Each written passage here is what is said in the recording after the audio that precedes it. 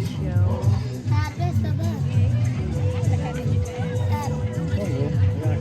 Species here in Victoria. We have fewer than 50 to 60 breeding pairs left in the wild.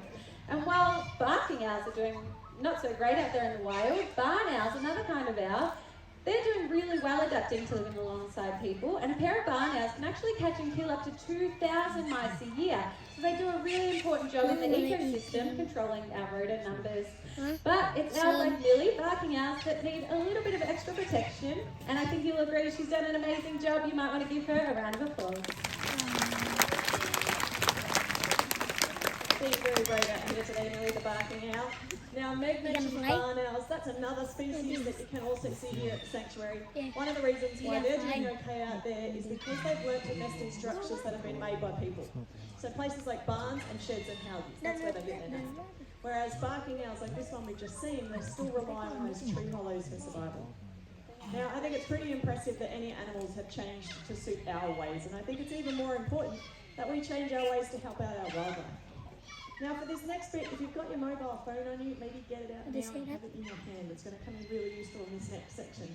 Because I'm going to ask our beautiful self-crested cockatoo, Callista, to help me to explain what it is that you can do to help birds out there in the wild. Because we all know that trees mean habitat for birds. What you might not realise is that we're currently flushing millions of trees down our toilets every year. So Callista wants you to work for wildlife, and what we're talking about there is switching to using 100% recycled toilet paper. That's toilet paper that's made out of clean used office paper. It's not made out of second-hand toilet paper. But it's a much better product and it does fit trees growing in the ground. Now we don't just want you to make that change, we want you to promise that that's a change you're going to commit to. And to make that promise you can use your mobile phone. It helps them to find a mate, and it helps them to determine where the boundaries of their territory start and end. Get ready to meet a long-billed corella. We're going to meet a female today, and her name is Fergie. Now, Fergie is actually a master mimic. She's so intelligent. Not only can she communicate with her own kind, she can actually communicate with us. She even gets her own microphone. Do you want to say hi? Great job. Now, Fergie, you've been out the back. Have you been watching the show? Excellent. We have been talking about adaptations today, but there's one adaptation that all birds have got, and it's pretty important. Can you show us what it is? Wings. Absolutely. Birds couldn't get very far without those. We also met an owl out here and learned that owls can turn their neck a really long way around. Now, if you would like to be the star of the show, you are going to have to beat that. How far around can you see? How far around can you see?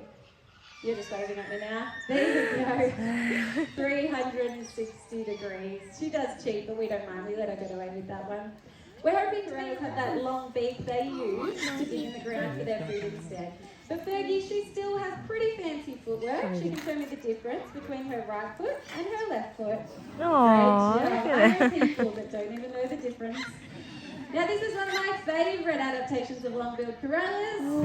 They can hang upside down just like that. Now they do that out in the wild, especially during rain showers. It helps them to get all of the water up under their wings so they can wash themselves.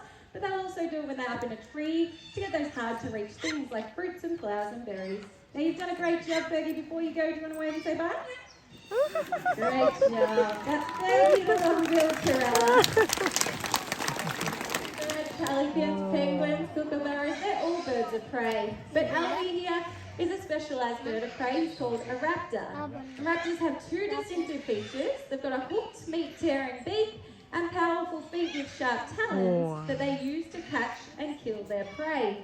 This is Alfie and he is an osprey.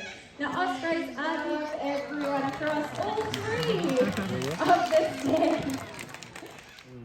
Astaga. Oh Tuhai, gaya tidur mundur apa ini? Gaya tidur apa?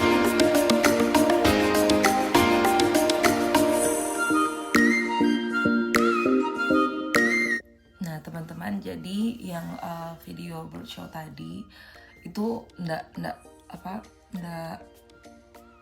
sampai habis karena kita sudah rekam DP terakhir.